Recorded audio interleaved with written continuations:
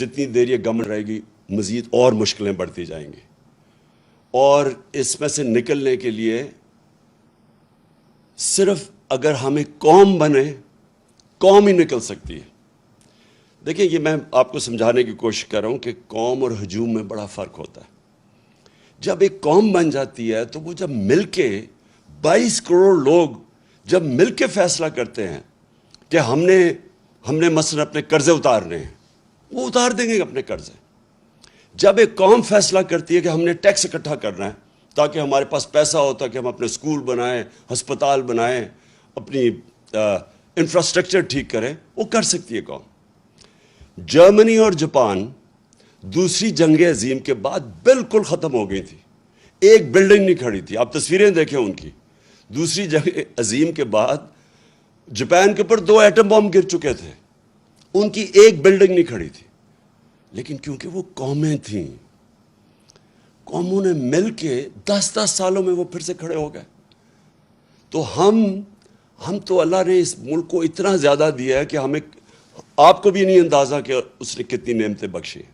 لیکن وہ ہم تب تک، جب تک ہم قوم نہیں بنتے، ایک قوم بن کے ہم اس کا مقابلہ نہیں کرتے،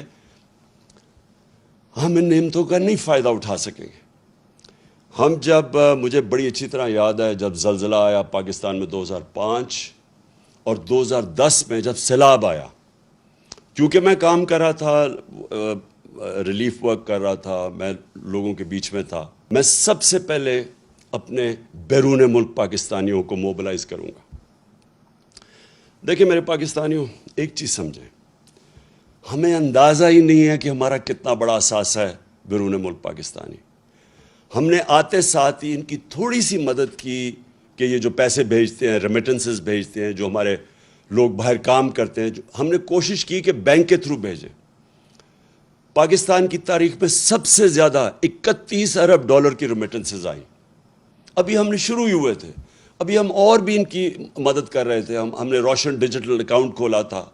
ہم نے ابھی ان کے لیے پوری ایک پلان بنایا ہوا تھا کہ کیسے ہم نے ہاؤسنگ کے اندر ان کی انویسٹمنٹ لے کے آنی ہے۔ جو سب سے بڑا میرا پلان تھا، اور مجھے سب سے افسوس ہے کہ پہلا پلان سیبوٹاج کیا یہ آصف زرداری کی سندھ حکومت نے۔ ہم نے ایک بنڈل آئلینڈ ہے، اس کے اوپر ایک پورا ایک نیا شہر بنا رہے تھے، ماڈرن سٹی، اور بڑے بڑے انویسٹرز آ گئے جنہوں نے اربوں ڈالر اس میں انویسٹ کرنا تھا۔ تو اس سے ہونا کیا تھا کہ اس سے ایک تو کراچی جو پھیلتا جا رہا ہے اور جو مشکل، پانی بھی نہیں دے سکتے، سیوریج بھی نہیں دے سکتے، یعنی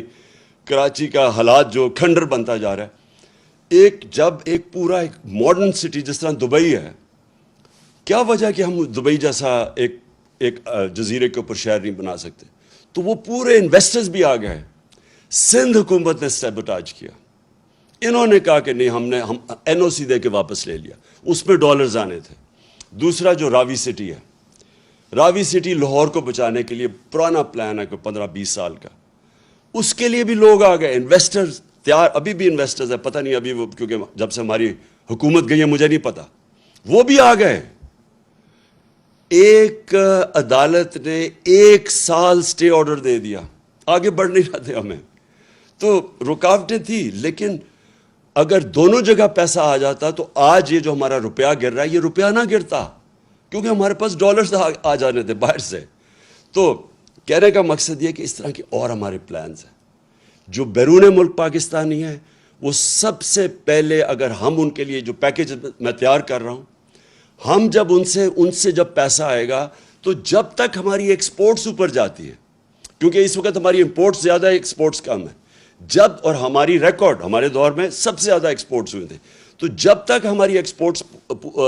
امپورٹس کے ساتھ نہیں ملتی، تب تک ہم بیرون ملک پاکستانیوں سے ڈالرز منگوا کے تو یہ پورا کریں گے، جو گیپ پورا کریں گے، تاکہ ہمارے روپے پہ پریشر نہ پڑے، جو روپیہ گرتا جا رہا ہے۔ تو پہلی چیز تو میری یہ ہے کہ ہم نے اپنے بیرون ملک پاکستانیوں کو پوری طرح اس ملک کی، جو ہم اس بحران سے نکالیں گے،